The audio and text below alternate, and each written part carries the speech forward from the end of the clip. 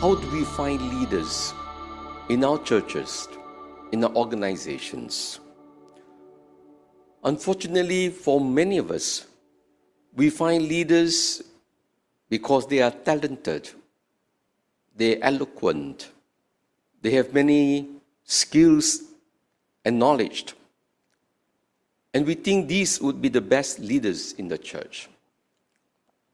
Sometimes we sacrifice quality for quantity simply because we think the needs have to be fulfilled. Therefore, it is important to ask ourselves, in replacing leaders, what should be the criteria in the selection?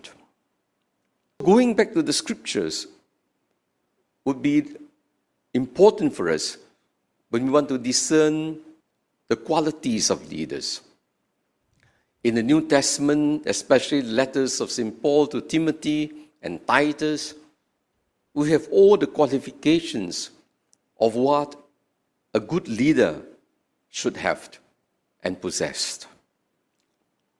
Academic knowledge is not sufficient to make a person ready to commit his entire life to Jesus.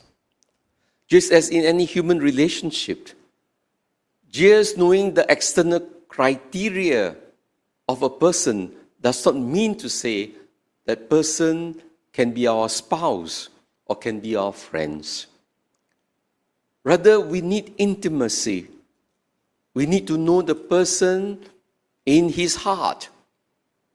Faith is a relationship. For good leaders, they must have a deep encounter with him. Otherwise, if it's based on some academic knowledge, some intellectual knowledge about Jesus, I can tell you, when the trials set in, when difficulties comes by, all this intellectual knowledge of Jesus will be thrown out of the window. Unless we have known him personally, experienced him, we will not be able to be faithful to him. Only the Lord knows the hearts of everyone. We as human beings, we can only judge externally. But the heart of a person, it is difficult to tell. And this is where often mistakes are made because we are impressed by the external performance, by the eloquence, by the strings of degrees, but we do not know the real motivation of the person. Only God knows. In other words, my dear brothers and sisters, for any proper discernment, we always need two dimensions. We need the external forum and the internal forum. External forum, therefore, will be based on external criteria.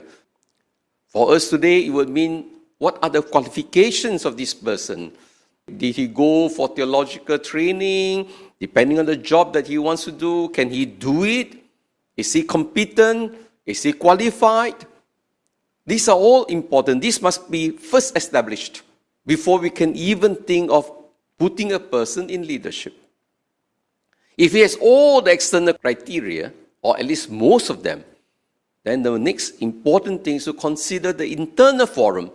That is to say, is God really choosing this man for leadership?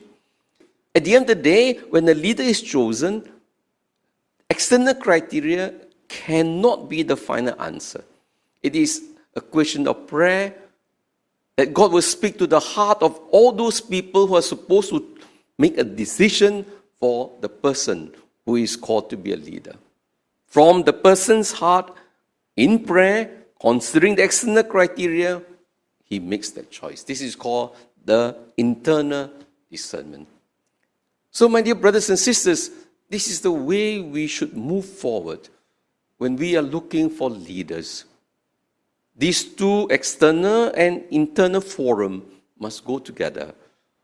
And at the end of the day, it is still not enough. We need to ask the Holy Spirit. This Holy Spirit has to be renewed all the time. It is not a one-off thing. It's not a possession. It's just that relationship is not a possession. It has to be nurtured, it has to be strengthened. So too, when the person is chosen as a leader, he needs to continue to ask for the Holy Spirit to help him. In this way, my dear brothers and sisters, then we will bear much fruit.